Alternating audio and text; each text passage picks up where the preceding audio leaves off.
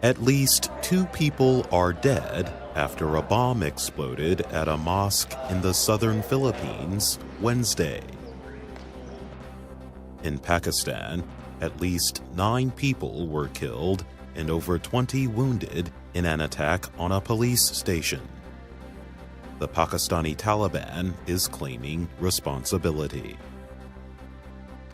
The United States and the Taliban have agreed to set up technical teams to plan the withdrawal of United States and NATO troops from Afghanistan.